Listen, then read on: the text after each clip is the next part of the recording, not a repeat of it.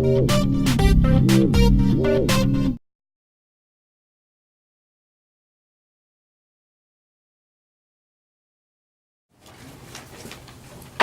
meeting for the City Council of Monday, June 20th, 2011 shall come to order.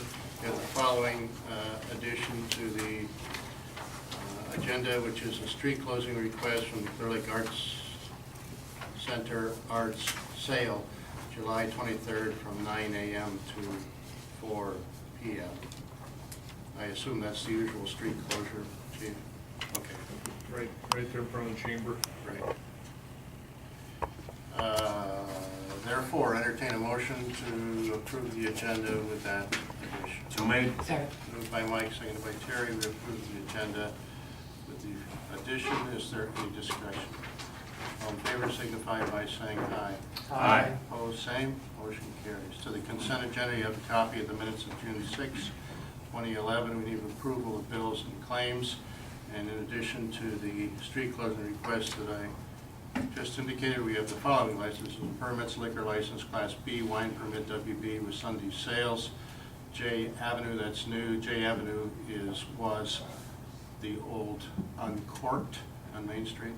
We have cigarette permit, pit stop, convenience store, and quick shop renewals. Excavator license, Peterson Excavating and Drainage, Kensett renewal, and tax abatement application, Grant Malsby at 312 Pine Brook Drive. Entertain a motion. So made. Consent agenda moved by Terry, Second. seconded by Mike, that we approve the agenda. Is there any discussion?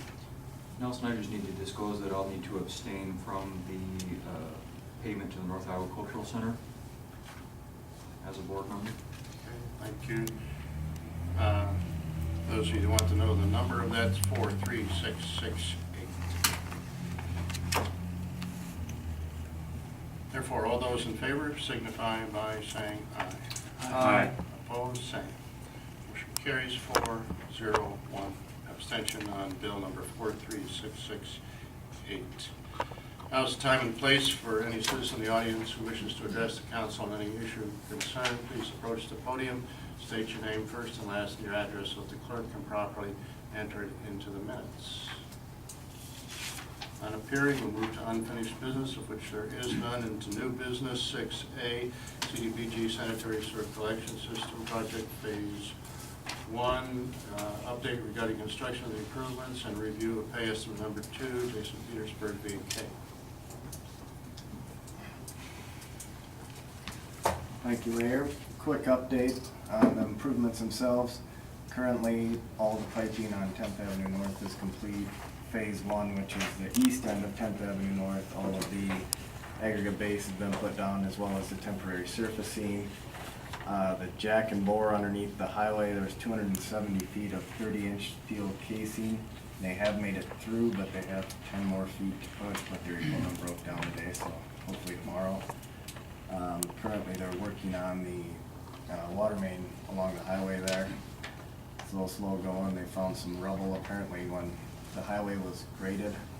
The ditch must have been filled in with rubble, big chunks of curb and gutter and concrete, so it's a little slow moving right now. They're trying to sort through that without pulling the utilities out of the ground.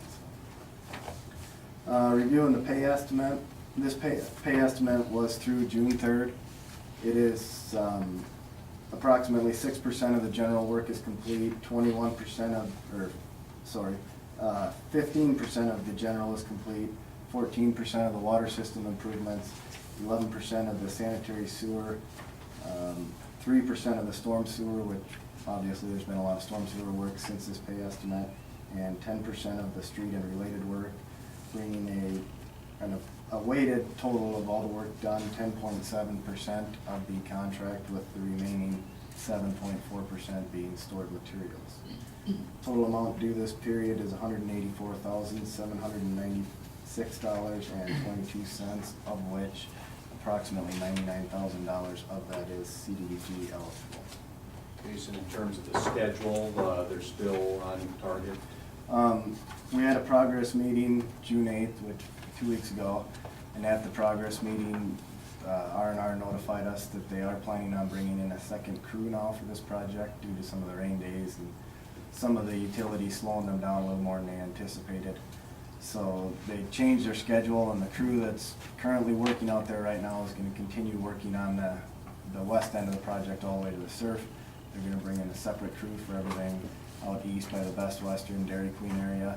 That crew is scheduled for mid-August sometime. By doing so, we did allow them to open up 2 stages at a time, stage 2 and stage 3, which stage 3 is 5th place on the north side of the highway, and then the Jack and More underneath the railroad tracks and the highway. But by doing that, it kept them going towards, I guess, the surf area, which is what we wanted to see, so we can make sure and get all that work done this year, and we still have asphalt to put down on North Shore Grid, so. Basically, looking at it, at their schedule, as long as they're completed on the north side of the highway, moved across to the south side of the highway by the week of July 11th, they're on schedule for what they've got proposed right now.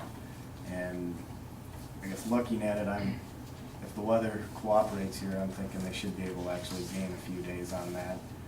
It's gonna be slow going next to Napa there due to the depth of the sewer, and they've only got 50 foot of right of way to work in, so it's gonna take them a while to put that 300-foot stretch in, so. Did you indicate, Jason, that would be the deepest sewer in Clear Lake? Yeah, this will be the deepest.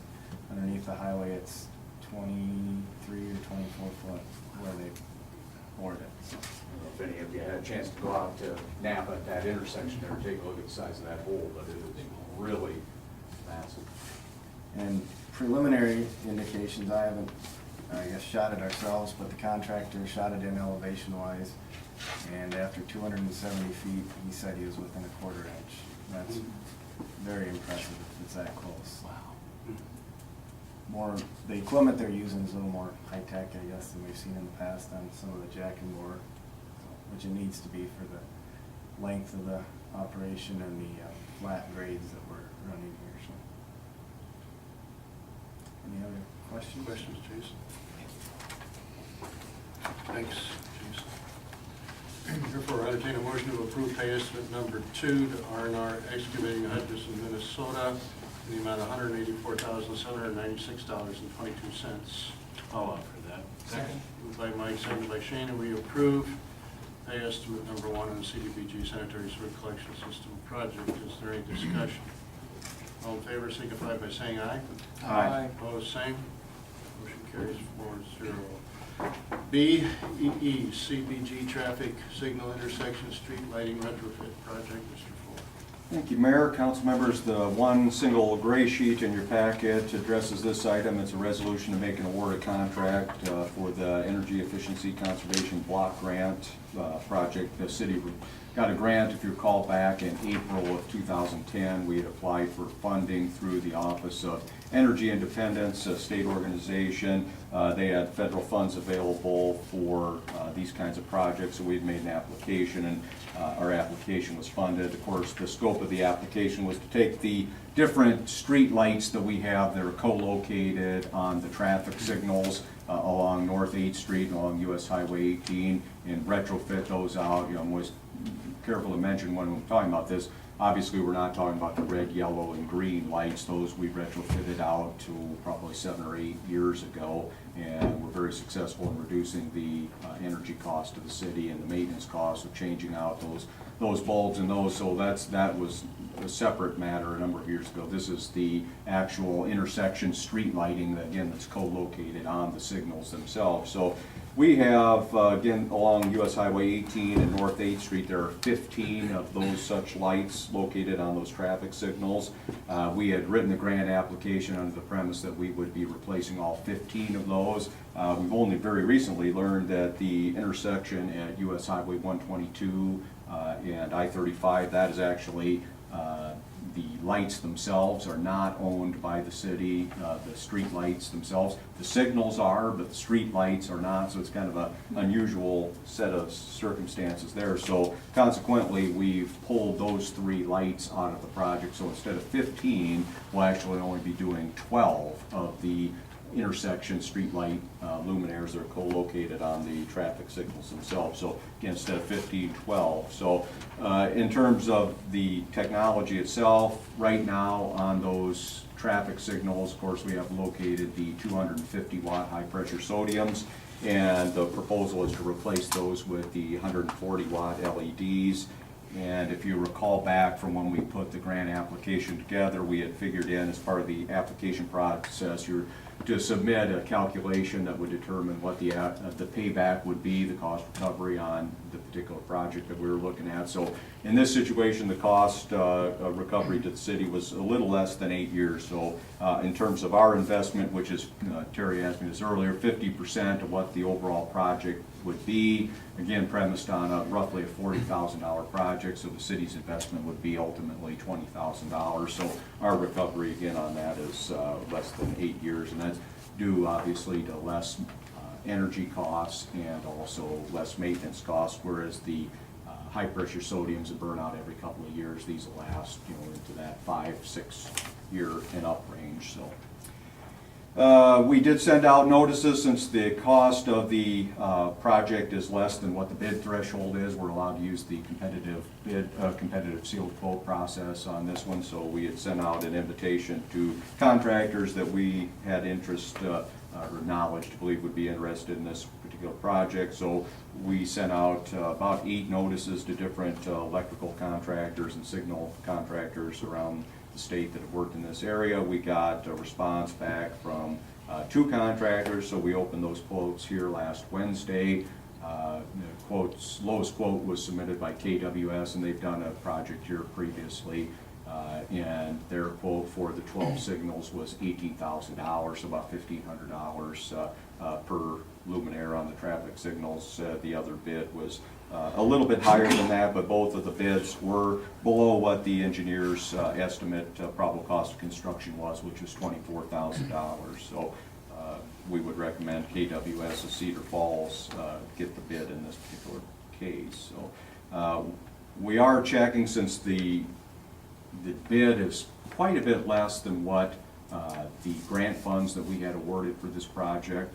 So we'll have some grant funds left if because again, we made the application based on 15 lights that we would replace. We're only going to replace 12, and then couple that with, we got a pretty favorable bid on this project. So we are checking with the Office of Energy Independence. Part of the issue why this has drug on so long is it's a very bureaucratic program, a lot of red tape. There's a lot of different acts that you have to comply with.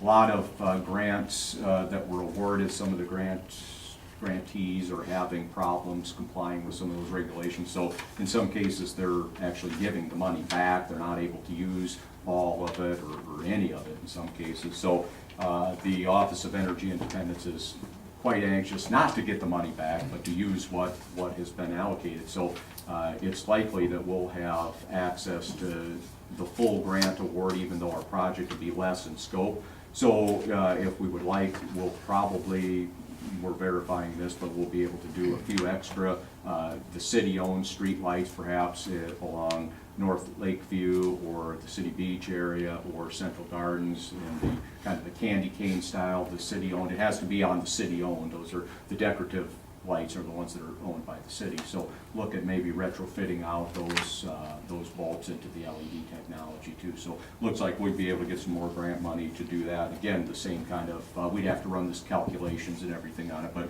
we'd anticipate the same kind of cost recovery on that through less energy costs and less maintenance costs. So.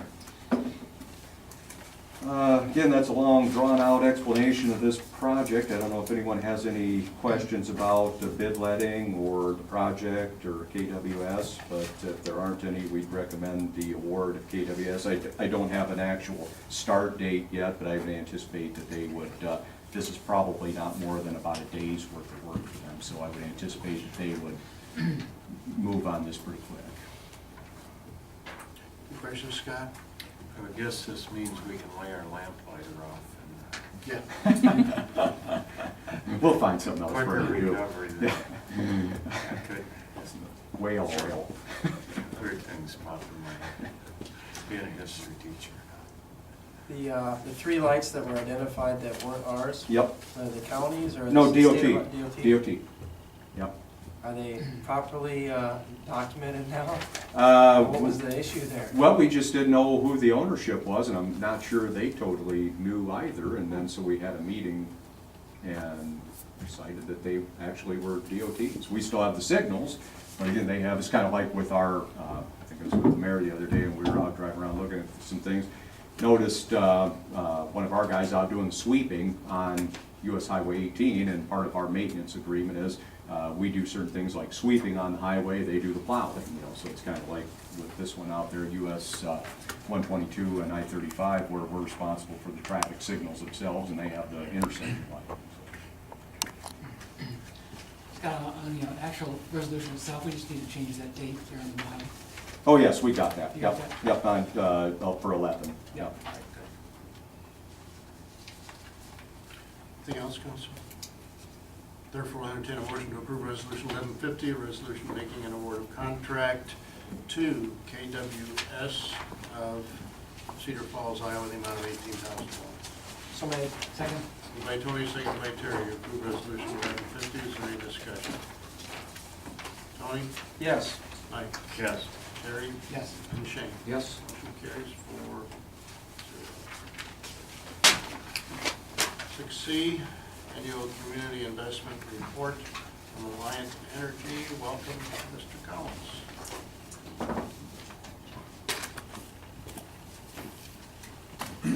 Honorable Mayor and City Council, greetings from your friends at Alliant Energy. I like, on an annual basis, to come and let the City Council know some of the projects that we are undertaking. Some years it's more than others, and this year is one of those years. I believe you have in your packet several maps, and I'll explain those as there wasn't a whole lot of detail because I knew I'd be here. But if you'll take the one out, I think I've marked it at least gas on it. We are doing a little gas work over by our Dairy Queen. And what we're doing is the one in the red box, we're abandoning that line. And we, with the yellow line, can you see it? You all have the map I'm looking at? Yeah. Okay. Yellow line, we are installing that in its place. And a lot of this work has to do with some, not road move necessarily, but with sanitation and sewer work. So anyway, that is going to be wide open, and we also did some gas work in the industrial park that I did not get a map for. Also, on the smaller map here, here at least I put a legend in there for you, but we're putting a lot of underground in over on the, get my glasses on here, Highway 18 and North 20th Street. And the new is in with the little dots and then some brackets. And that's pretty much, this is all going to be underground now. Again, this is the road move, and we're finding that that's the better choice rather than overhead for this situation. Jim, why is that the better choice? Well, oftentimes we do that because there's not land available, maybe. Maybe we have to directional bore. Sometimes that's a better choice than trying to get easements or trying to break through cement and things like that. So depending on the situation, which I have another one following up here, it's better to bore, and it's cheaper for us and for our customers. So that's why we chose to do it here. Which is a tremendous aesthetic improvement Yeah. just for that. It's in that particular section there, pretty I think so. massive power line, so it's gonna be, that's a really nice improvement. Well, I think you'll even like the last one better, because... We do. Well, I'm gonna skip to, since we already started talking about it, to the one that has a North Shore Drive on it. And I've got two yellow marks here, and along that road, everything between those marks is gonna be put underground. It's right along here. And so, no longer will you have our distribution line showing up there. But again, the reason we do this is one, aesthetically it's very pleasing, but two, it's a very tight area. And we find that in this case, the boring is a better solution for everybody involved. So that's going to be underground, and that's all this stuff I'm talking about is happening this year. Actually, I think the gas work has already been done. Jim, has the work on North Shore started already? Because there's a boring crew out there now. Yes, So it has started already then? yes. Okay. So these lines actually lie within the roadway, under the roadway? They'll be in the easement. I don't know exactly where, usually, Between the back of curve, east side. yeah. Yep. it's gonna really complement the streetscape improvements on North Shore. And we both talked about that, just gonna really improve that tremendously. I think so. Mm. It's good news for everyone involved. And finally, this one is just, these are our overhead, and I just highlighted those. These are, we're gonna have to move them around to accommodate the sewer to come through. We're not necessarily eliminating these, it would be unwarranted, but we are going to be working on them and moving them around. So, that is the work we are going to complete this, well, basically this year. Do you have any questions? How do you identify areas that would need underground utilities versus overhead? I mean, how is that process reviewed? I live on South Shore, and I would have liked to seen, that street was redone, the utilities be put underground. Well, there's several. One, if there is room for overhead, and financially that's the least expensive way for our customers, for us to go, that would be our first choice. Sometimes the customers themselves are willing to pay extra to have us put it underground when overhead would be the least expensive choice. In this case, we made the decision because there wasn't room to, well, we didn't feel comfortable with putting it overhead because of the type of space we were working within. And it would be project to project how we decide. But we can't put everything underground because it gets very expensive when it's not warranted. In these cases, these are all kind of precipitated by our projects that we're doing, so they would have to relocate some of their overhead, and just make an analysis of when they're gonna have to do the relocation of the overhead lines. In this case, it looked like it's more favorable to go underground, but basically some of these are driven by our work. I guess let me rephrase. Do you have a proactive process for identifying things that you could improve upon that way, or is it more of a reactive type when cities are doing their construction In this work? case, it's reactive. Right. And what we would look for, we are continually upgrading lines, older lines that are in need of replacement.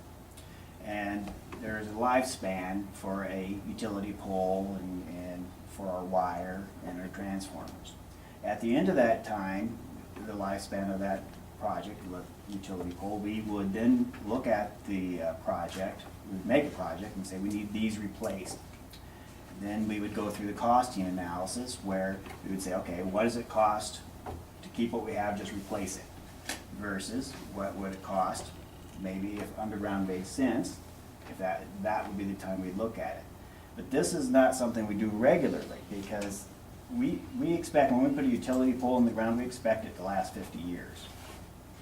So if you have some near you, it's going to be there a long time typically, unless the city should have a road move or other. For the city, I forgot to tell you, this project here, what I've just described, is $750,000 to do just the work that I described. So it gets very expensive very fast. If the city's doing something in your area that requires us to move, that would immediately put it in the front of our decision process. And you can have it underground to your house if you choose, Right. but that's a cost to you. A lot of times, some of the older homes, it can get pretty expensive to try to accommodate an underground service. But Jim, do you know how much, that's just curiosity, so you don't know the answer, that's fine, but how much is the North Shore project costing, do you know, just offhand? I know our part Yes. is $750,000. Oh, that is just that part, I wasn't That's sure. just, it does include the gas, but that's also, oh, you mean just for that Just that stretch? segment. Just that segment, No, I didn't break that one out. that's fine, that's fine. I would say it's a lion's share, because I know the gas work is $30,000. Moving these poles around is not that big a deal, but the underground work would be the rest of it. So it would include this underground work over at 20th Street and Highway 18, and then the North Shore. Okay, all right, thank you.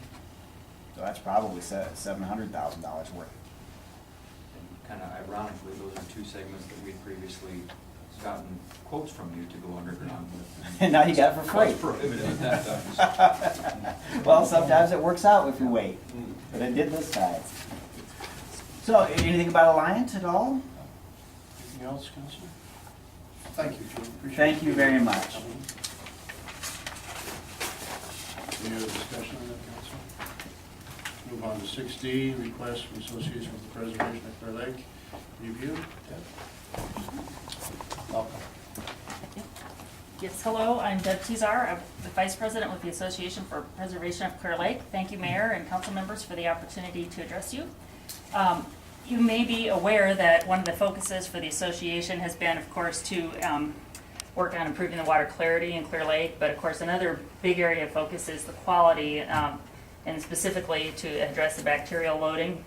One of the ways that we can do that is by using a beach cleaning device to remove goose leavings and other odds and ends, organic odds and ends from our beaches, to try to keep those things out of the lake. The association has purchased a beach cleaning device. Some of you may have had an opportunity to see it either in person or maybe in an article in the paper. We had a demonstration a few weeks ago. That was purchased with funds from the association, donation from the Clear Lake Chamber, and also some private citizens have helped donate toward that. And that should help a lot with this. The equipment has arrived last Friday. Some of us got some training on it. The plan is that this equipment will be donated to the DNR, but we have a couple of stipulations about that. One is that it won't leave this area. It'll stay right here in Clear Lake, in the vicinity of the lake, not necessarily in Clear Lake proper, but in or around the lake. And then also that the city of Clear Lake will have unlimited access to use it, either at City Beach or at the volleyball courts, maybe down at Tourist Park or Pine Tree Park. Also, the association does plan to ask both the county and Saragota County and the city of Ventura to contribute financially toward the purchase of this device, but we aren't asking any financial assistance from the city of Clear Lake, because instead what we'd like to ask for from Clear Lake is help with maintaining the equipment. During that demonstration last Friday that I mentioned, our city mechanic, I guess, I'm not sure if that's the right type, was there on the scene and got got the information that he needed from the vendor, and so we like to be able to have him available to help maintain the beach cleaner for the next 5 years. A development agreement is being drafted that will outline these details, and it's the expectation is that it'll be available this week for Scott to review. And also, as I mentioned, that we've already had an opportunity for Rod, I guess, to look that unit over. So I guess that's what I just wanted to let you know about that, and see if you had any questions, and hope that sounds like a good arrangement. Questions, Council? How often would you envision it being utilized, say, on the City Beach area? We're kind of thinking once a week, but it's possible that maybe when we first get started, that it might be a little bit more frequently. As far as who's going to be running it, there will be likely to be a combination of DNR people, maybe some city staff, and also volunteers to operate the equipment. And the expectation is that when we first start using it, it's going to be much slower going. It's like mowing your grass when it's really long and you're emptying your bag. You have to do that a lot. Well, the receptacle fills up, and so then you have to empty it. And there's just a lot to catch up on. And so we may try to run it a little bit more frequently once we get it to maintenance mode.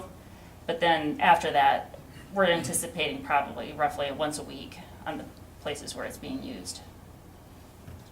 Sounds like a nice piece of equipment for us and a good Oh, partnership, yeah. I think. Yeah, of course, I mean, as far as the association is concerned, we're really, the biggest attraction there is kind of, keeping the bacteria out of the lake, but it will make some nice improvements in the aesthetics of the beach. It'll be much nicer sand to walk on, and that'll hopefully help with As making it more attractive. I understand it, it can go at least a little ways into the water and still be effective. Right, yes, that's true, yep. Some of the other areas where, let's see, I know that the gentleman that talked to us about it said that some areas in Florida have used it, and I'm not sure how well we want, that we really want to operate it that way very much, but. What I'm thinking of is the new wonderful problem that has was showing up the zebra Oh. mussel shells, and, you know, what I'm envisioning is little kids just standing in that much water or something, Mhm. maybe not having to deal with those. Yeah, yeah, I guess, you know, and as far as when it might work, be effective on those kinds of things too, it'll depend too on, how small the screens are that are Sure. being used, and so of course initially we'll need to start with a bigger screen and then maybe move down over time to something smaller, but, yeah, I think that, you know, it's very possible that we could do a swath, you know, right along at the water's edge. You know, one of the things that we have talked about is that the bearings are supposed to be sealed, but even so, that's something we might want to keep an eye on, and, you know, the whole unit would eventually be prone to rust if we let it be wet for very long, so we just want to keep an eye on that, because we do want to have it around for a good long time. So. What is the lifespan of a machine like that, do they say? I don't know if I've asked that question. Have you 8 to asked that 10 question, Terry? years. 8 to 10? 8 to 10, Okay. normally. Yeah. So, Did Rod have any comments on, there's a lot of hydraulic hoses? They didn't find anything too troublesome.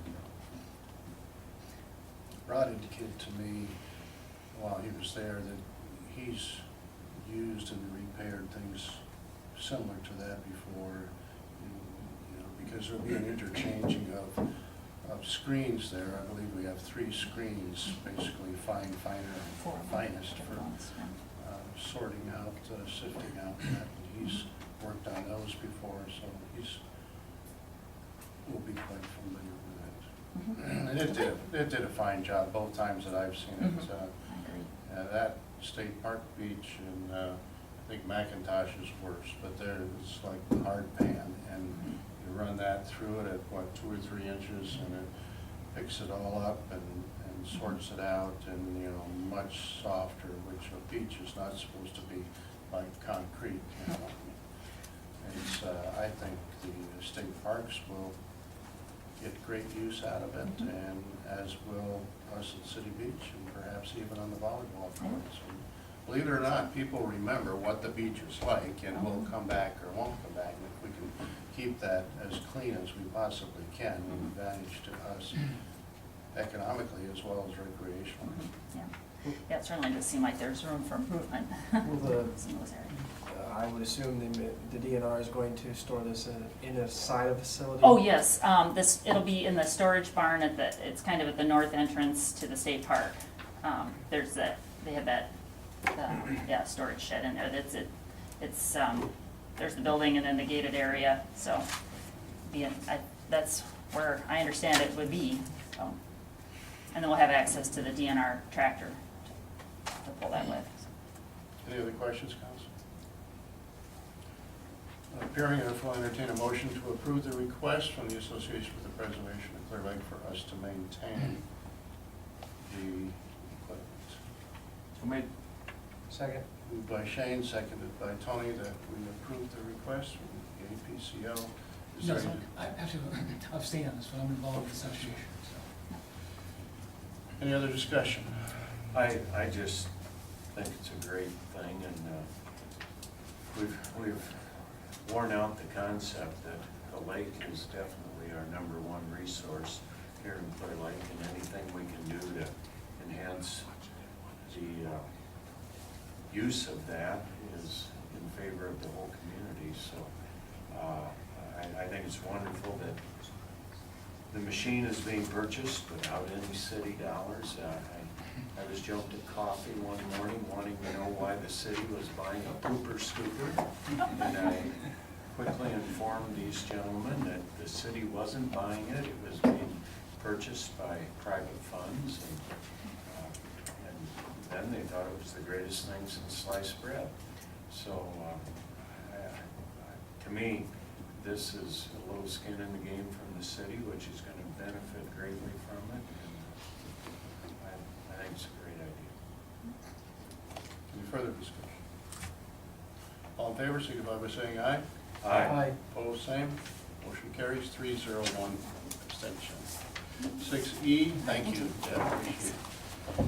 Yield sign at 8th Avenue North and North 7th Street, westbound, review Mr. Flory. Thank you, Mayor. Thanks, John. Just got one sheet in your packet, council, that addresses this item. If you recall from the last meeting, Councilman Furley had brought this issue up. He had gotten a citizen request for placement of a yield sign for westbound traffic at the intersection of 8th Avenue North and North 7th Street. Ironically, there's one for eastbound traffic, but not one corresponding to the opposite westbound flow of traffic. So council had given the consensus to go ahead and prepare a ordinance for this yield sign at this location, so we did that. I don't have anything further on that. Council questions? Thank you, Scott. Opportunity, anyone in the public who wishes to talk about this particular ordinance? On appearing, I'll entertain a motion to approve ordinance number 799, ordinance approving the placement of a yield sign on 8th Avenue North at the intersection of North 7th Street. So made. Second. Moved by Mike, seconded by Tony, that we approve ordinance number 799 on the first reading. Is there any discussion? Mike? Yes. Terry? Yes. Shane? Yes. And Tony? Yes. Motion carries 4-0. Your Honor, I move that the requirement of Iowa Code Section 380.3 that a proposed ordinance or amendment be considered and voted on for passage at 2 council meetings prior to the meeting at which it is to be finally passed be suspended and waived, and this ordinance be fully passed and adopted at this time. I'll second that. Moved by Shane, seconded by Terry, that we waive the second reading and proceed with the third and final reading at this particular meeting with regard to ordinance number 799. Is there any discussion? All in favor signify by saying aye. Aye. Opposed, same. Motion carries 4-0. Now to the third and final reading with regard to an ordinance approving the placement of a yield sign at 8th Avenue North at the intersection of North 7th Street. Entertain a motion. So made. Moved by Terry, Second. seconded by Tony, and we approve ordinance number 799 on the third and final reading. Is there any discussion? Shane? Yes. Tony? Yes. Mike? Yes. And Terry? Yes. And motion carries. And therefore, there will be a yield sign at 8th Avenue North and North 7th Street. We'll get that ordinance published probably this Wednesday, and then call in the locates and get that up. Thank you. And now to 6F, 2011 Street Resurfacing Maintenance Project, intro, Mr. Floyd. Thank you, Mr. Mayor. Council members, the white sheets in your packet to address this item just in the way of background. If you recall, at the previous council meeting, you had passed a resolution to set the date for the public hearing on the plan specification, form of contract, and estimate cost for this project. And tonight is the time and the place for the public hearing, as was noted in the public notice that was published in the Clear Lake Mirror Reporter. Also, tonight is the date established in that resolution to act on the bid letting that was held last Thursday and make an award of contract. So just in the way of review, of course, project entails the hot mix asphalt resurfacing on, as it was presented for bid. There were 12 different segments, with segments 1 through 8 representing the base bid component of the project. Segments 9 through 12 are bid separately, individually, as add alternates to the project. And you've got a map in your packet that identifies specifically where those segments are located at.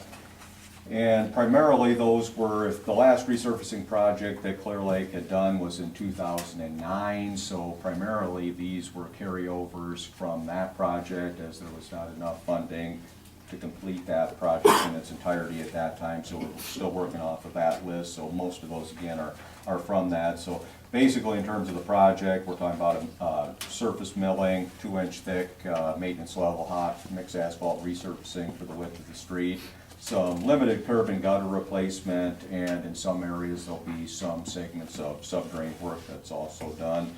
Likewise, we'll have, as we do on all of the reconstruction and maintenance level projects, ADA compliant sidewalk ramps are constructed at all the intersections with the truncated domes, using the steel truncated domes from now on. So that adds a little bit more to the cost, not a lot, but they're, as far as longevity, a lot better. In terms of the bid letting, Jason will review this a little bit as he's a project engineer. There was only one bid received on this. We were optimistic there were more than one plan holders on this as far as general contractors go, so we thought we might get more than just one bid, but be that as it may, we only got one bid, that being from Heartland Asphalt of Mason City.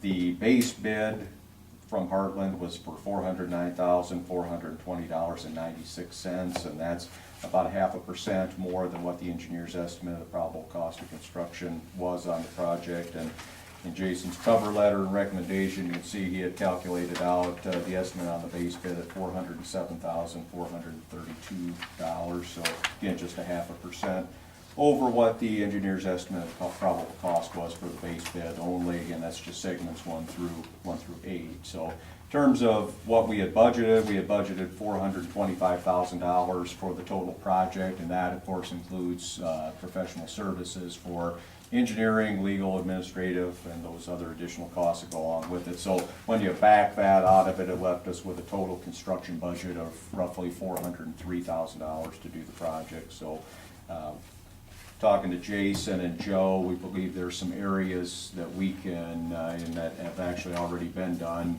that Joe has completed in-house, that we can stay within that construction budget of $403,000. I guess, and I'll let Jason talk about this, but I think the recommendation will be that we award the contract and work with Jason and Heartland to stay within our construction budget of $403,000 for the project. So, in terms of the scheduling, I think we're looking at probably after the 4th of July festivities to have a notice to proceed issued at a pre-con. So we're looking probably around July 8th, somewhere in there for that. The deadline for the work to be completed is September 15th. And just in terms of funding, of course, this is from road use tax funds, which are the funds that we get from the DOT for maintenance projects. So I don't know if anyone has anything of me as far as the introduction goes. I'll just let Jason review the bid tax. Questions, Scott? Good. Jason?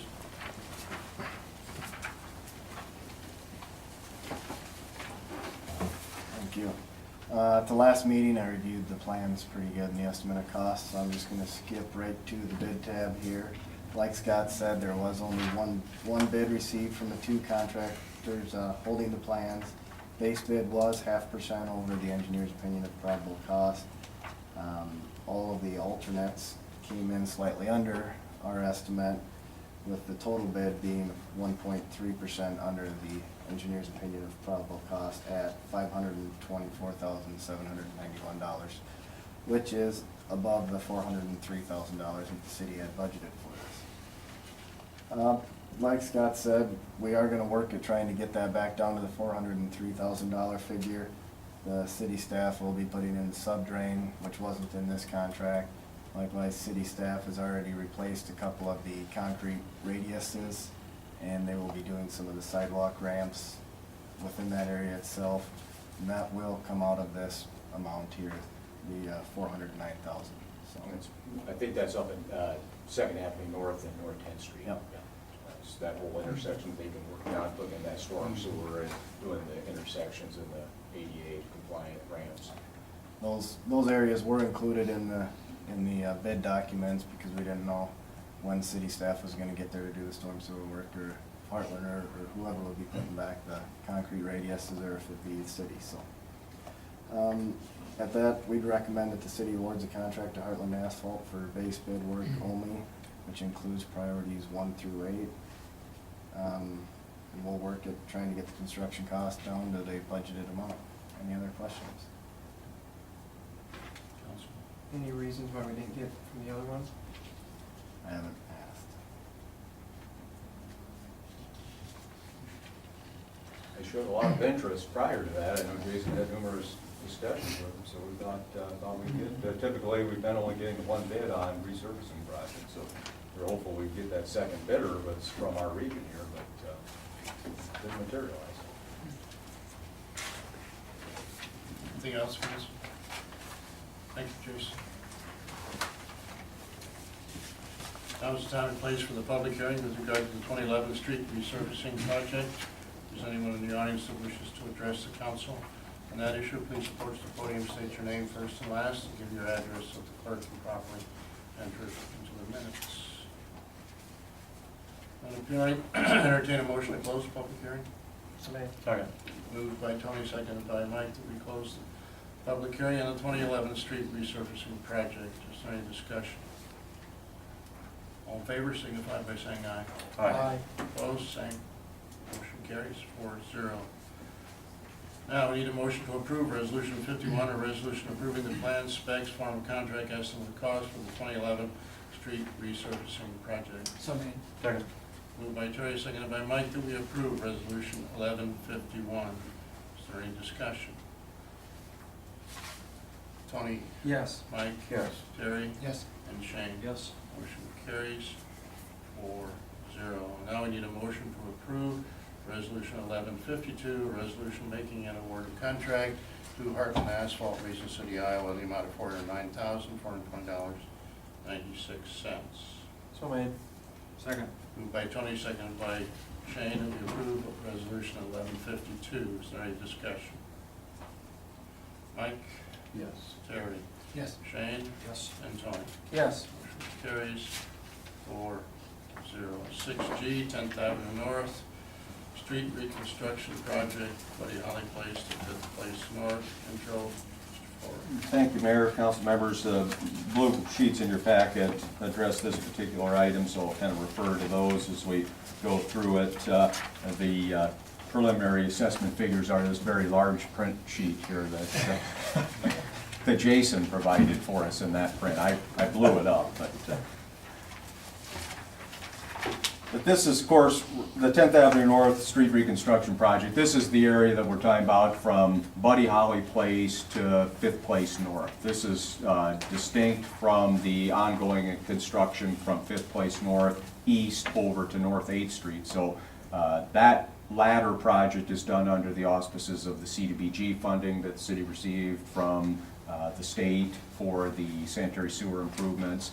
This is the component, again, from 5th Place North to Buddy Holly Place. This is the component that the city applied for and received funding from the DOT, Iowa Department of Transportation, for through the STP, the Surface Transportation Program, to make improvements to this particular section. If you recall, we received $343,000 in STP grant funds for this particular project, and that's primarily because this is a federal aid eligible roadway, and those are federal dollars that we're receiving through the region from the Department of Transportation. So Jason, again, is the project engineer through Beanster and Kim on this project, so he's going to review with you here just in a little bit the preliminary design plans and specifications for the particular project. I'll review with you a little bit on the special assessment and some other matters. So in your packet, you have the various special assessment resolutions to start that process. The schedule, basically where we're at this evening, we would initiate the special assessment process for this project here at tonight's council meeting. And the final resolution that you have in your packet is the resolution of necessity. And that's the particular resolution where we insert the date for a special council meeting. So this has got a July 19th bid letting date that we're penciled in for through the DOT down in Ames. Tried to get this as a local letting, but that did not work out that way. The DOT rejected that request. I reported on that quite some time ago. So this will be let in Ames, and we're set for the July 19th letting. So I'd like to look at that Monday, July 11th, as a date for the special council meeting for the hearing on the resolution of necessity. I do know, with the exception of Ben Furley, will be out of town that day. I think everyone else is available for that. So 5:30, 6 o'clock, 6:30, if that date works and the time, that's what we would insert in that particular resolution. So following that July 11th date, again, we'd have the bid letting in Ames on July 19th, and then we would report back on the results from that bid letting. So at your regular meeting on August 1st, we would anticipate, just like we did here momentarily, just a moment ago with the street resurfacing project, reporting on the results of bid letting, and then acting on a resolution on the plans, approving the plans, specifications, form of contract, and estimate of cost, and an award of contract at your meeting on August 1st for this segment of the project. So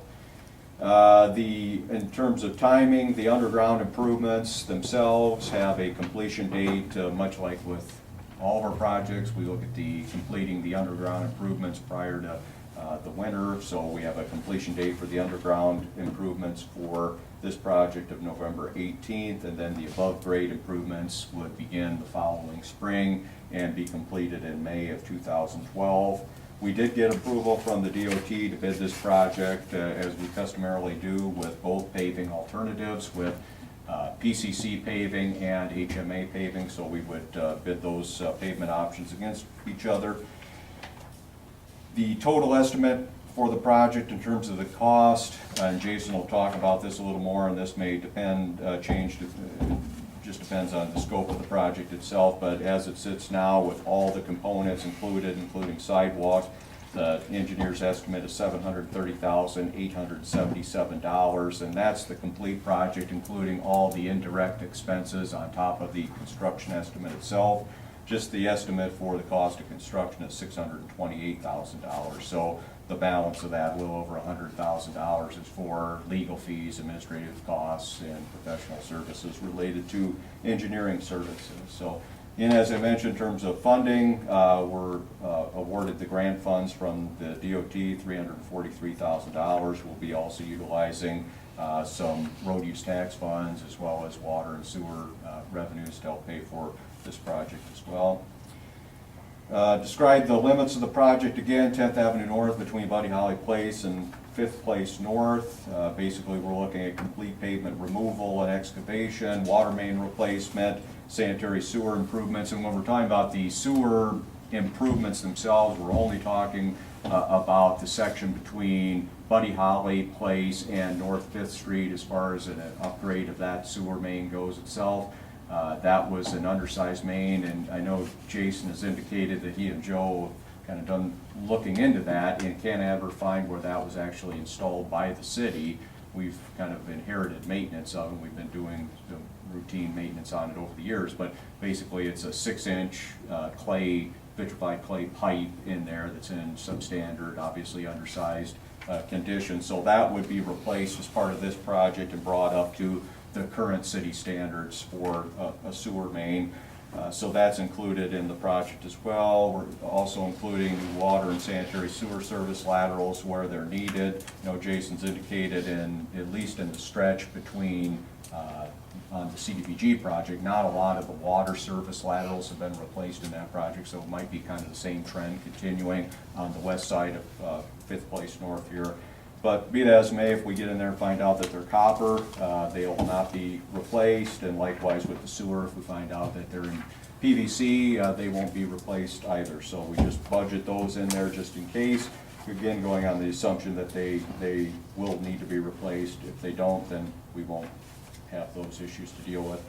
It's also storm sewer improvements and intakes. Obviously, we continue putting in subdrain in all of the projects, been working very well for us, and of course the paving, HMA or PCC paving. So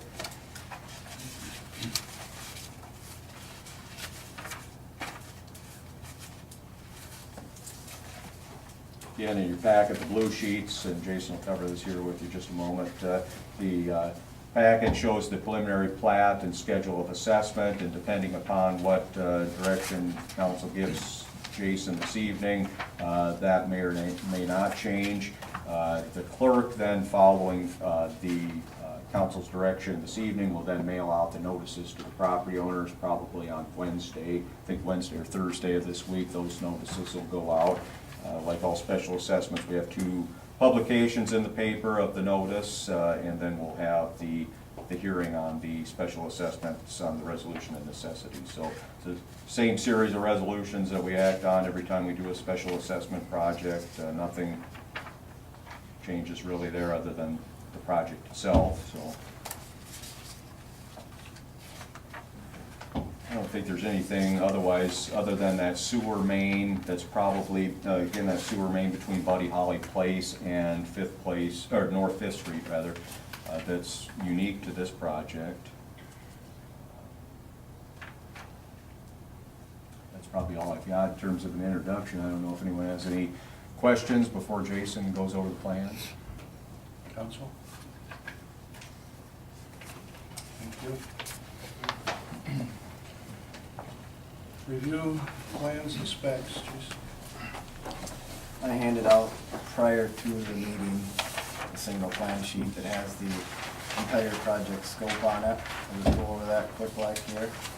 It's approximately a 1/4 mile long paving from Buddy Holly Place to 5th Place North. You'll see on the bottom right corner where the red line crosses the street. From there east is not in this contract, that is part of the CDBG project. Sidewalks have been designed on both sides of the street from 5th Street to 5th Place in accordance with our professional services agreement. There will be an 8-inch water main installed from Buddy Holly Place to 5th Place North. All new sewer services if they're not PVC already, and the new sewer main from approximately Buddy Holly Place, not quite all the way to Buddy Holly Place, to 5th Street to replace that 6-inch substandard size line. New subgrade on both sides. Driveways will all be replaced. If they're existing concrete that meets city ordinance, there won't be an assessment for it. If they're existing gravel or asphalt that isn't thick enough, there will be an assessment to upgrade to a concrete driveway. Specifications for the project, since this is a DOT letting, it'll be the DOT standard specifications for highway and bridge construction. These specifications were updated in 2009, and I guess FYI, the biggest upgrade or change was they incorporated a lot of the SUDAS, the more urban or municipal language, into the actual DOT specifications itself. Construction cost estimate is $628,147,000, with $343,000 of that coming from the DOT funds, or the STP funding. So, move on to the special assessments, unless anybody had any specific questions on the project scope there. The area of assessment is approximately a half block north and south of 10th Avenue North per code. The basis of assessment, street assessments are based on proportional benefits curve, which distributes the benefit received by the property within the boundary based on the proximity you are to the street that's being improved itself. The assessment's based on 31-foot back-to-back curb, 6-inch thick PCC paving is what the basis is, and no assessment for intersection or any work within an intersection itself. There are also 6 direct assessments, or that's what we call them anyways, was a direct assessment because it was benefiting a certain or specific property itself and it was not distributed amongst everybody. Those were the driveway upgrades, sidewalk improvements, water service improvements, sanitary sewer service improvements, storm sewer service improvement, and sanitary sewer main improvements. Like I said before, there will only be an assessment or a final assessment for drives not constructed in accordance with the current city ordinance. And for sidewalk, only properties without sidewalk or with substandard sidewalk will receive sidewalk. Per the city ordinance, once again, city may order repair or construction of sidewalks and assess such cost to the abutting property owners. Water and sewer services, similar to what you've done in the past.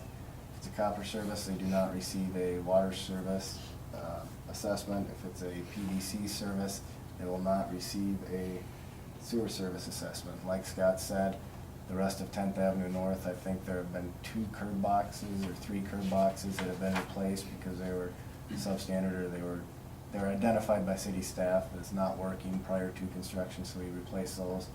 And I'm fairly confident that all the water services themselves have been copper already, so. Jason, on the driveways, have you guys already evaluated whether they're needed or not, or your assumption is that they will be needed? As far as in the special assessment plat, if it's concrete, the assumption was it was built to city code. If it's asphalt, and there's no record of the thickness of it, the assumption is it was not built to city code and it was probably a temporary 2-inch to get by until a future project came on. Both Joe and John have been through the records to see if they do have driveway permits, because the driveway permits, they do record, how they were constructed and Or stuff. if somebody has a concrete approach, they're not, there's no preliminary Correct. assessment. That's correct, there's no preliminary in there.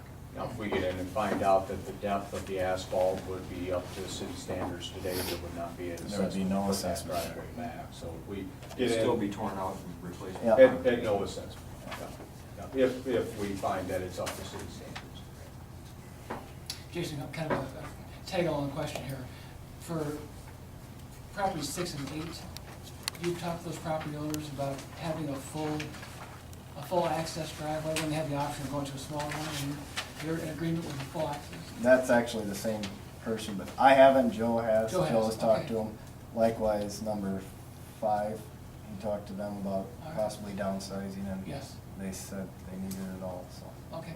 And they could always come back and say they want less after they see the price tag. And I think the preliminary numbers he gave them, the preliminary cost estimate was actually higher than what's in this assessment plan schedule. So A lot of money. they have been, it is, they have been notified.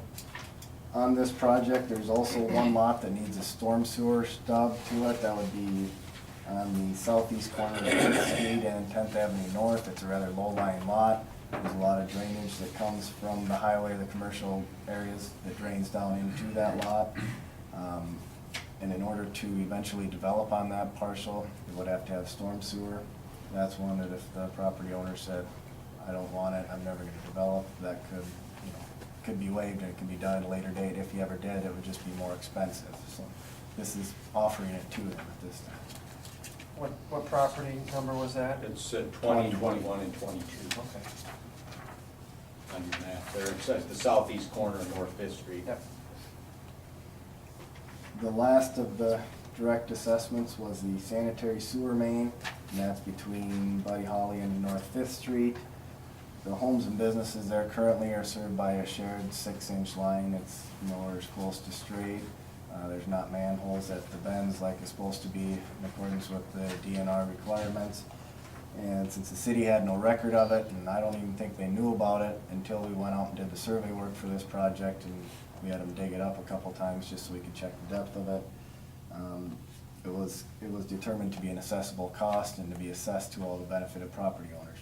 And the way we determined the assessment was we took the total cost for the 2 manholes that are required and the length of pipe, and we divided it by all the benefited properties. There was a total of 6 benefited properties, so we just split it by 6. Moving on to lot valuations and limits. For the most part, all of the lot valuations that were inserted into the assessment schedule itself were based on the current assessed valuation at the county's assessor's office and include the estimated cost of the assessed improvement. There are a few exceptions.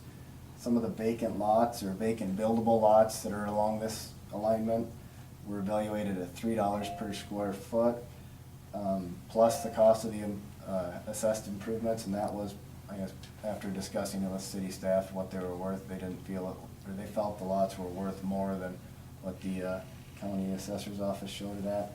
Tax exempt property, we used $1 per square foot for the land and $75 per square foot for the building.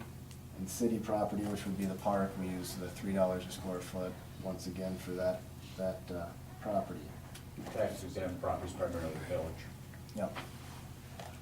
Assessments are limited to 25% of the valuation that the city council sets by resolution, so the valuation of all these parcels is determined or set by the city council. The city council can go out, appoint a committee of 3 people and go and do appraisals, or people that have knowledge of the real estate values within the city of Clear Lake. You could go out and set the valuations that way, but typically we end up using the county assessor's figures and then working, with the tax exempt and the city properties from there.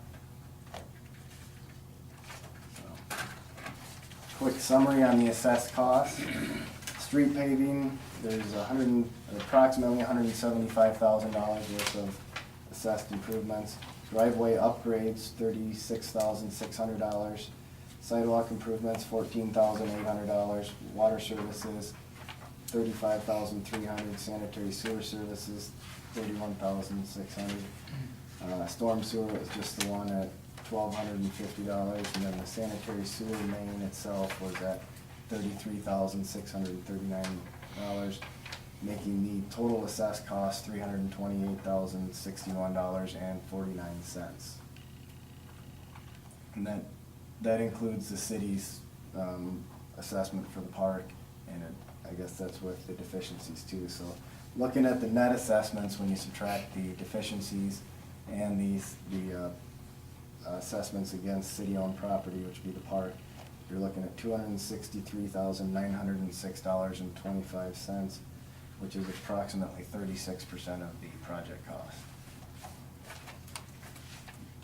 Just looking at the assessments in general, they are probably higher than what you've seen in the past for this type of assessment project. I've went through and I've compared on a lot, an equivalent size lot by lot basis for the street paving component itself, and we're very similar or close to the same for the assessment on that. Some of the commercial size lots with 140 or 150 foot in width makes their assessment significantly higher than what you normally see. There's some undeveloped parcels, or some parcels with very little development on it, I should say, 140 foot wide by the full depth, and that it makes their assessment rather high. I guess other than that, I didn't have anything specific to cover. Any other questions, concerns? There's one unusual thing, as we mentioned earlier, was that sanitary sewer main between basically Buddy Holly and North Fifth Street. Normally, we're not assessing for a sewer main.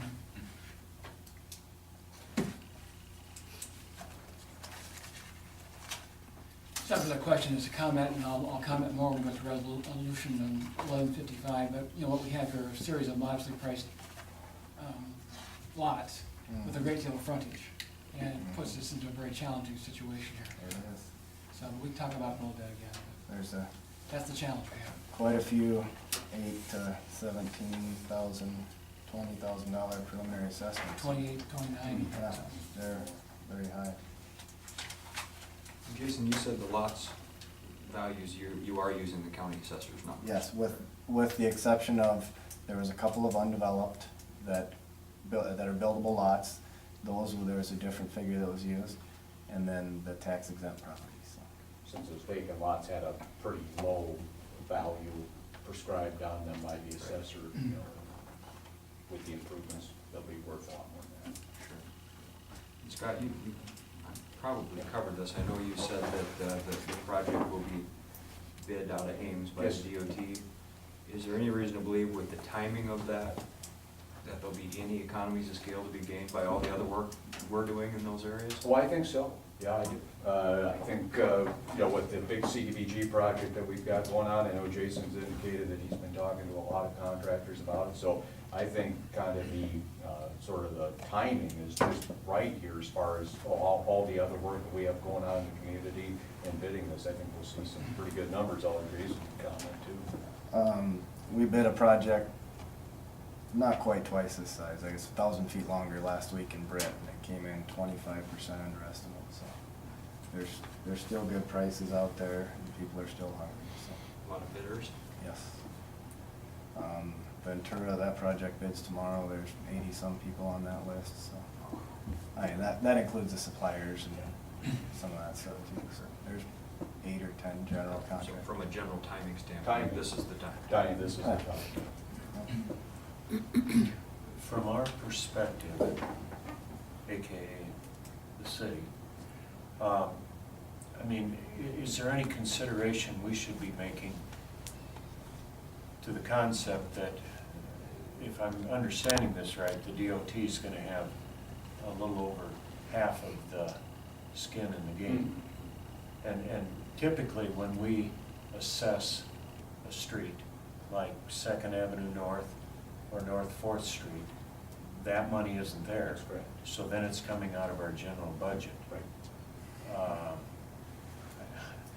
I guess where I'm going with this, in light of the way some of these things look considerably higher than most of the projects we've looked at since I've been on the council, maybe since we're getting some manna from not heaven, but the DOT, we could use that concept to try to figure out a way to slice a little bit off some aspect of this project. One other question. does the rest of 10th Avenue North, where all the way to 8th Street, is that going to have sidewalks Yes. on both sides? Yes, that'll have sidewalk. That's on sidewalk on both sides. Yes. Yeah. Yeah. So basically, from Fifth Place North all the way to Lions Field, we'll have sidewalk. So the gaps on this map here then are just, that's existing sidewalk on this one? Yep, those, there's 2 parcels there that have fairly new sidewalk Okay. in good condition, so rather than turn it out, we're gonna use it. And any of the driveways that are put in, those will have a sidewalk section put through it. So if some reason you decide not to do sidewalk today and we wanted to do it, 3, 4, 5 years from now, those segments would already be done. The portion through the driveways. The entire north sidewalk though is all a new sidewalk, is that right? It's not existing at all? Except for the first parcel next to Fifth Street there, that's a new sidewalk. But other than that, the rest of it's all, or will be new, correct?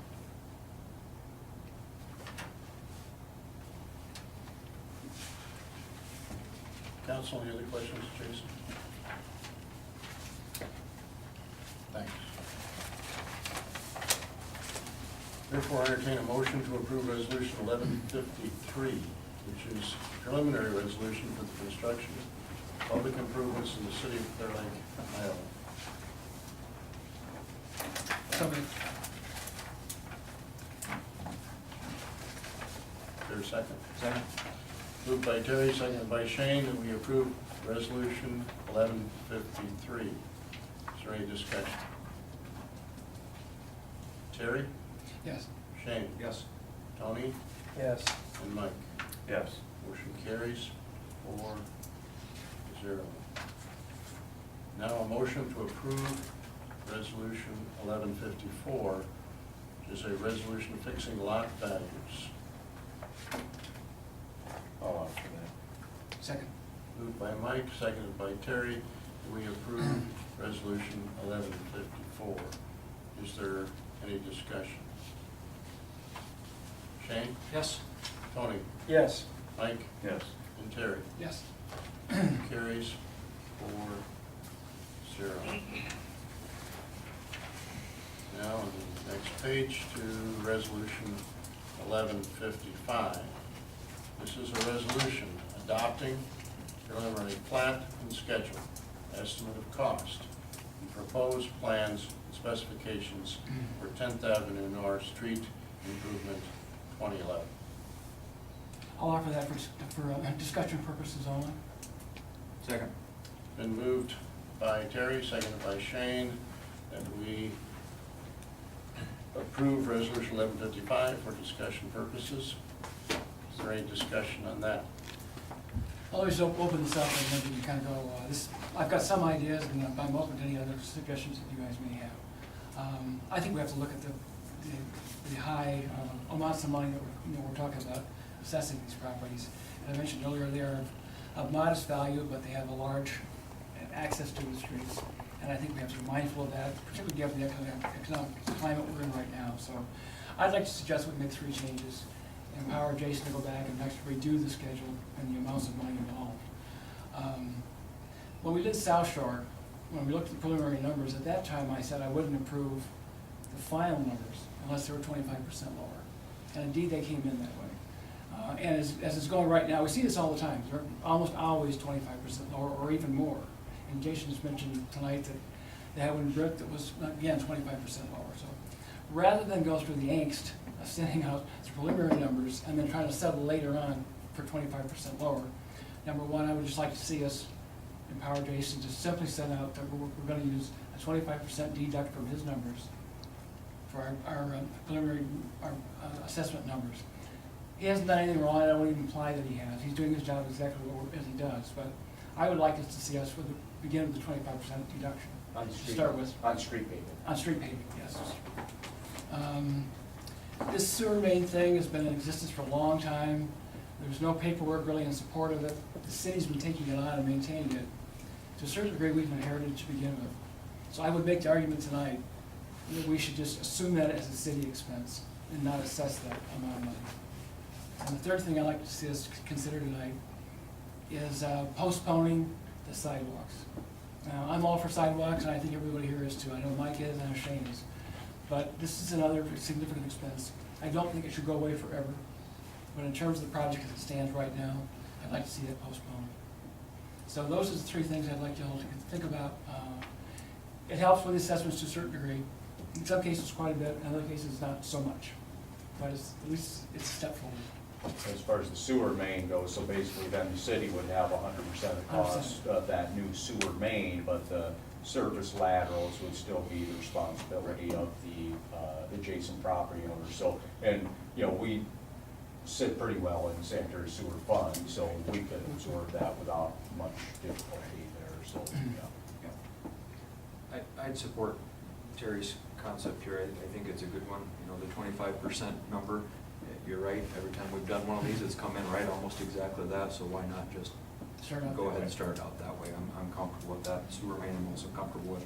My only suggestion on the sidewalk would be if there's any possibility of adding the southern portion as an alternate into the plan, not necessarily including it in the preliminary assessments, but bidding it as an alternate. Actually, Jason and I did speak about that, and if it turns out, you know, we can take the bids on that and delete it later and just see what the numbers come in, but if the bids come in well enough, it may be that we're able to use some STP money to help pay for that sidewalk. You know, Jason was gonna talk to the folks at the DOT and see where we can go with that, so we can take that suggestion and see if there's a way that we can keep that in without having it be an assessment. We can look at doing that on the south side. I just think it's proximity between the park and Lions Field, and the fact that there's already sidewalk segments already in that. You know, I'm comfortable completely forgetting off the north portion for the time being, but I'd like to see a number on the south So side. basically, if we can use other sources other than assessment. I'm other than comfortable assessment. pulling it out. You know, and I think an action that was done a few years ago makes that even more critical, at least having sidewalk on one side of the street, and that is the sidewalk that was placed in between the Congregational Church parsonage and, well, what's the new development out there?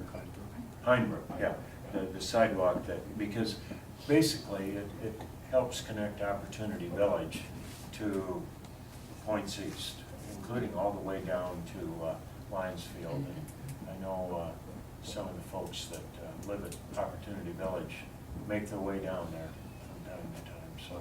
So I think if we can figure out some way to do this in that, it's something we need to do, because then we have it at least on one side of the street.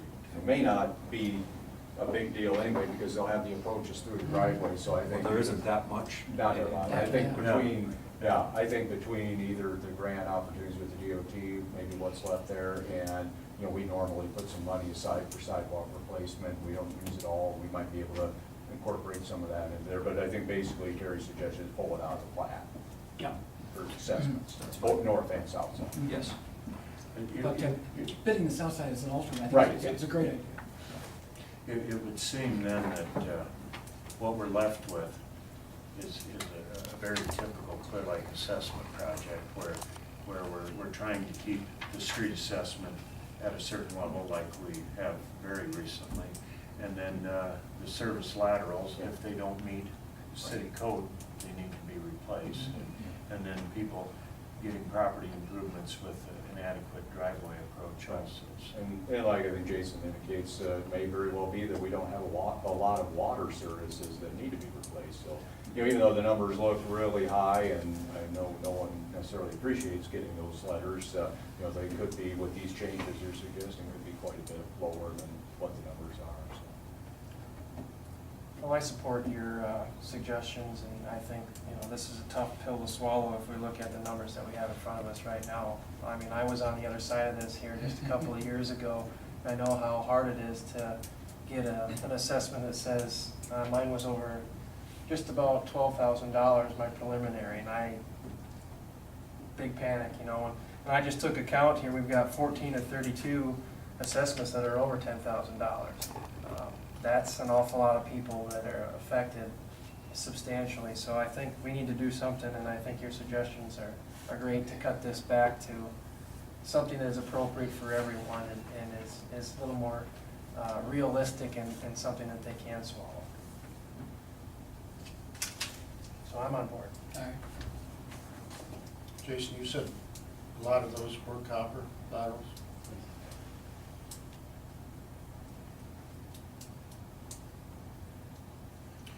Okay. Terry, et al., help me here with this one. With regard to the discussion of Resolution 1155, first of all, generally,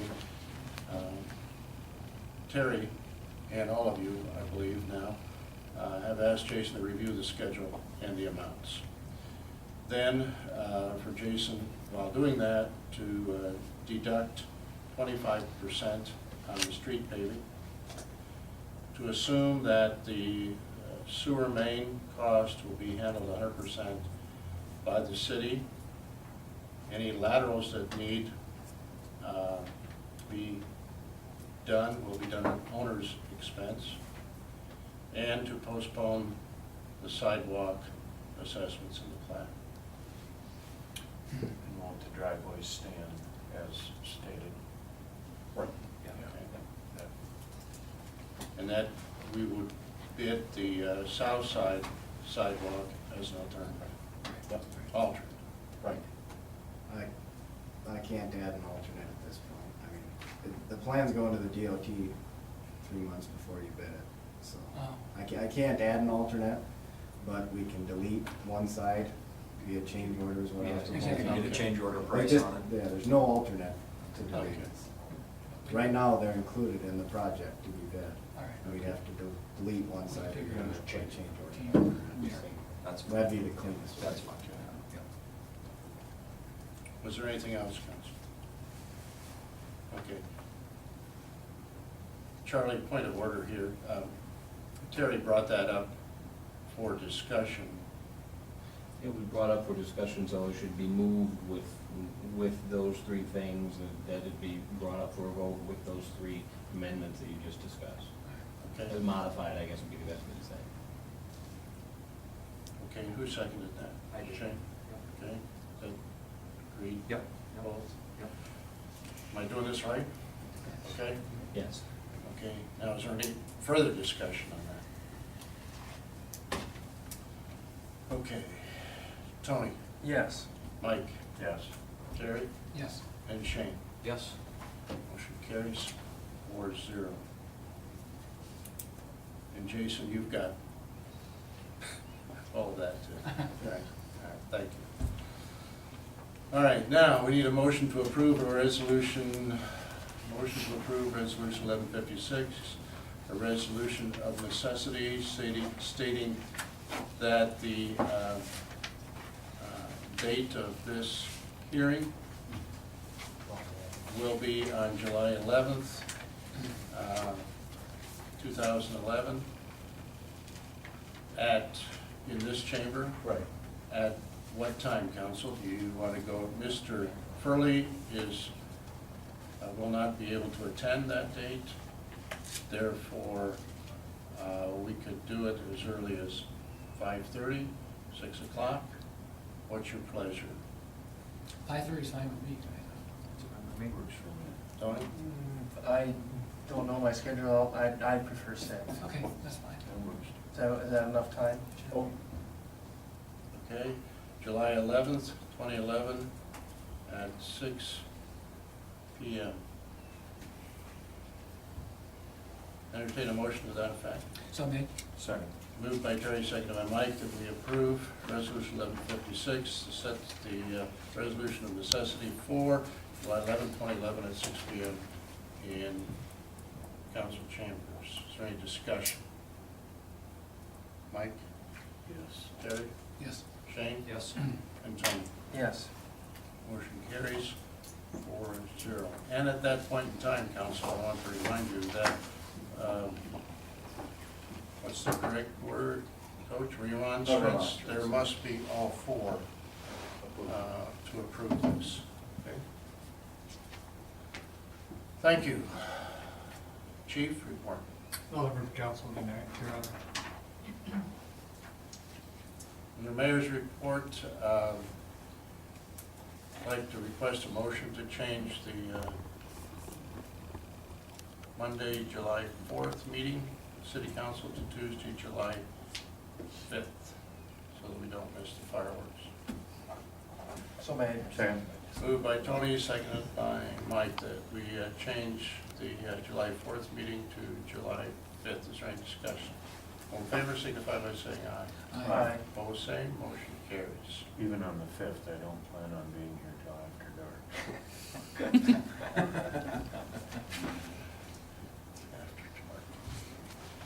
Okay, 8B, I'd like council approval of the following appointments to the Park and Rec Commission. And if you would like to peruse these applications, I have them here.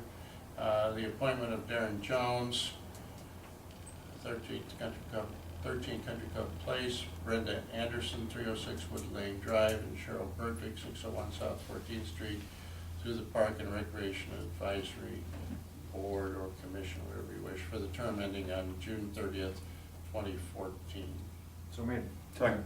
Moved by Shane, seconded by Mike. Do we approve those following appointments to Park and Rec Commission? Is there any discussion?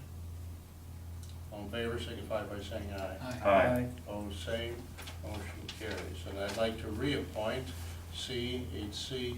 Amanda Kornberg to her second term on the Park and Recreation Advisory Board, term ending June 30th, 2014. Motion, please. So made. Second. Moved by Tony, seconded by Mike, that we approve Amanda Kornberg. Is there any discussion? All in favor, signify by saying aye. Aye. Opposed, same. Motion carried. Also, I see where the county has recognized our golf teams, and we haven't as yet, but certainly like to recognize the championship boys golf team under the direction of Coach Perry for winning the state golf meet, Class 3A, I believe.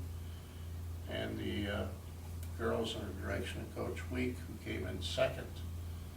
And both, irregardless of the state placings, they had just a great season, and I think Clear Lake is getting to be noted for a pretty strong golf program all around. As I said on the radio, they have excellent beginning with the, as I call them, the Sherman courses, and there's two of each of Tom Sherman as well. Also, I see where our baseball team is doing very well. We're the 8-9-0 in the conference, and that's good. We had some excellent track participants in Alana Inabnet, who was state champion in 3,000 and 1,500, and some of those were record performances. See where Rhea Faber did very well in the long jump, and the young Mr. Bacon, he did well, with the exception of a picture taker person talking to him. How unfortunate that is. But anyway, it's just great to see kids involved in activities. Research shows that if you participate in activities, it's a great indicator of success as you grow up in later life. So congratulations on all those folks. Public Works report. Mr. Weigel's gone, so I'll just run through these real quick. Not a whole lot to update. Of course, everyone's well aware of Second Avenue North Street reconstruction project. That is pretty well completed right now. The consultant's working on the final punch list of items. Of course, the sod was laid by Natural Plus and is taken pretty well. We've been watering it, so although we've been getting plenty of rain, so we haven't had to do a lot of that. So hopefully we'll have that item for final acceptance at the next council meeting. I don't know if anyone has any questions, just feel free to interrupt me on that. The 12th Avenue South Recreation Area site grading, that again, like the Second Avenue North project, is pretty well completed. We tonight authorized the first payment to the sanitary district for our portion of that project, which of course was an add alternate onto that project. Everything is done. The consultant's working on the final punch list of items there as well, except for the seating is all that's left on that project. The sanitary sewer rehabilitation project, I know it's municipal pipe and tools in town, Jason can jump in here and help me out, but I noticed they're in jetting out some lines, getting that project going. I know their sub-consultant, Brian Nettleton Excavating, has already started on at least one of the point repairs, and I think he has that one completed, probably starting on the second one here pretty quick, so I don't know, do you have any update on that? Next week, the lining crew will be in town, and they should be complete by July 15th is their schedule. And they're taking the week of July 4th off, so a couple weeks is all they're thinking. So, yeah, on Joe's report, I'll just jump into mine. If you recall, in the budget, we had allocated funds to replace the current John Deere tractor, two-wheel drive tractor that we use primarily for snow removal purposes. Again, 1999, it's hard to believe the thing is that old, but we've shopped it around, taken some quotes from the two local providers, Brackey Implement and Cassidy Brothers Implement up on the highway. So we've gotten those bids back from those firms and are going over those. We're looking at the trade-in value of that 99, and of course we're looking at a all-wheel drive vehicle this time around. The two-wheel drive just not performed very well. Been stuck a lot of times down, in particular along North Lakeview, where we've had to come in and tow it out of there, or purpose hopefully getting the all-wheel drive. We won't have to put any chains on it. Those chains kind of beat up the brick pavers when they're down there doing the snow removal on that, and a lot of times those will slip off and get wrapped all the way around. So on many occasions, Rod's had some frustrations in having to unwind all of the chains once they slip off the tires and get caught up in the wheels. So the all-wheel drive will be very beneficial in using that. We're looking at the implements that come along with it, as far as we talked about the snow blower attachment for the front, which is what we have now. So we get a snow blower attachment, also a broom attachment for the front that would be used in snowfalls that aren't real wet snow and probably less than 5-6 inches of snow. That would be a lot easier on the brick pavers that we have. Sometimes with the snow blower we have on the front, scrapes out quite a few of those pavers. And then a blade on the back end of it. There won't be any mower associated with that. We don't use that tractor for mowing. We just only use it in the wintertime to plow the park areas and city sidewalks and walkways and those kind of things. So, and then we are also looking at the bucket, adding a bucket on this one. So we're also looking at replacing when we acquired the golf course. We got that old Atlas Chambers tractor with the bucket on that. One of the vendors is going to give us a certain amount for that if Rod can get it up and running, which he thinks he can, for probably less than $500.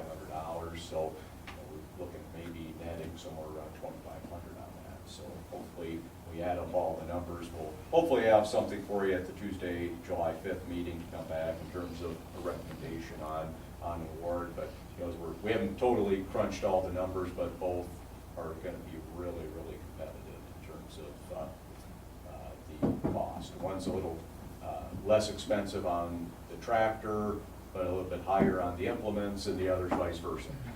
So it makes a pretty unique, interesting bid situation.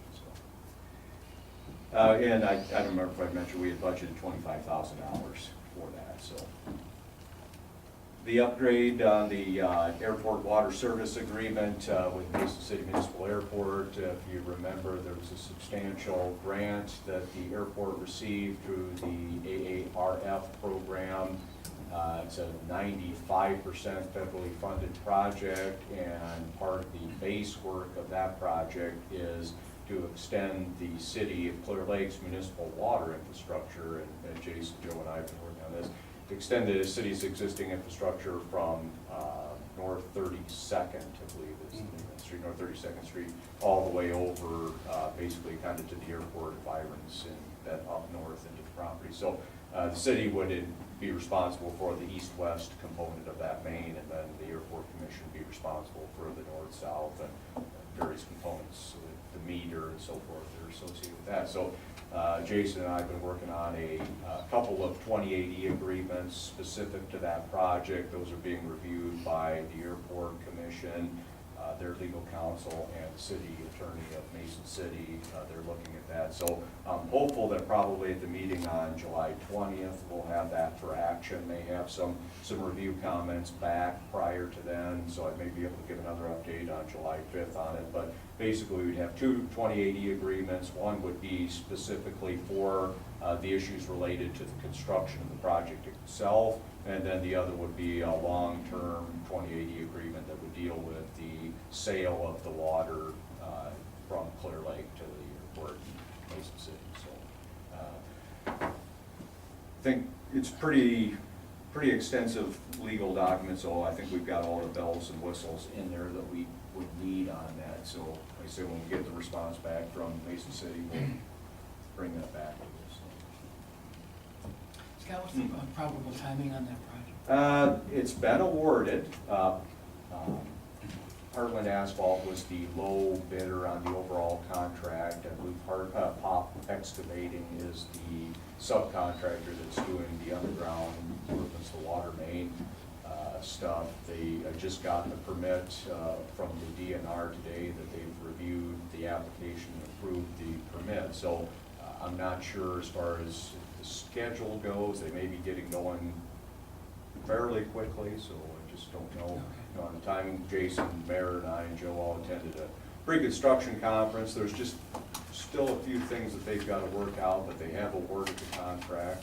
I just don't know exactly yet on the time. Of course, this is the second time that project's been bid, so I don't have an exact time. It's a pretty significant project for us, actually, in that the city's water line, eventually, you know, we've talked a lot in the past about the west end loop and south end loop.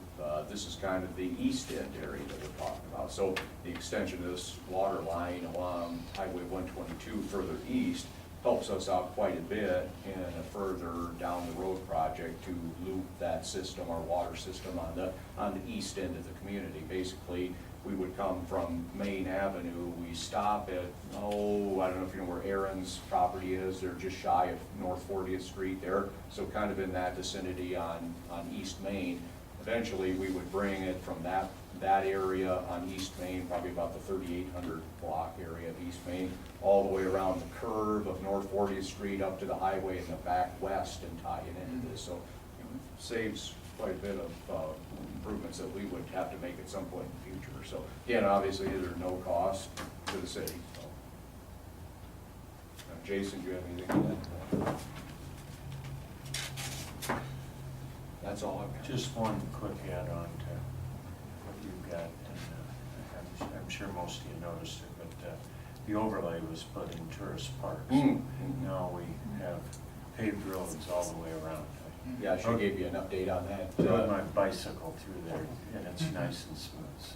Really nice work, yeah. But again, just like with the other ones, punch list being worked on, hopefully have that for acceptance July 5th too. Mr. Beaversham? Just briefly, Your Honor, as you know, I wasn't at the last meeting. I was on vacation, and it's sort of a side thing. A place where we stayed had one of those beach cleaner scooper things, and I was up one morning and just relatively early and watched it. It's amazing what those things can do to the beach. I mean, they go pretty quick and stuff. And where we were, there were various units, and they each had their own thing. So, you know, the guys would come like this, and the other guys would go like this, and there'd be a little ridge on the property line because nobody, I guess, wanted to go over it. But I think that's going to be a wonderful addition to Clear Lake.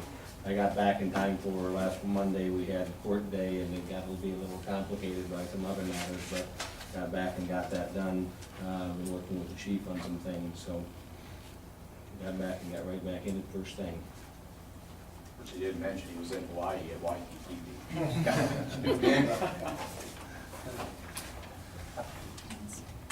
I have some other business to bring up regarding the bike trail between Clear Lake and Mason City.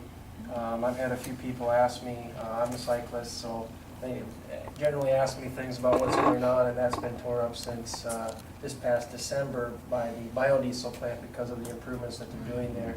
And I inquired about that with some Mason City officials and county officials, and I believe it's in the city of Mason City's hands at this point. And I got a response back from the city engineer and says they're making it a top priority, weather permitting, to get the contractor out there. They've already moved in some equipment from another location to get this taken care of, since a lot of folks are utilizing that during the summer months. So I just wanted to comment on that, and it sounds like it's gonna happen real soon, so. A lot of people heading here, a lot of people here today. I think there are 500 folks, walkers here down at the surf area. They're scattered all over town. A lot more coming this weekend and the following weekend. I believe Friday night is the surf fundraiser gala, surf ballroom and museum. Saturday, Central Gardens has their tour of their own gardens, as well as 5 or 6 private gardens and homes. And a week from Wednesday, the carnival comes to town. So be prepared, folks. Anything else? Meeting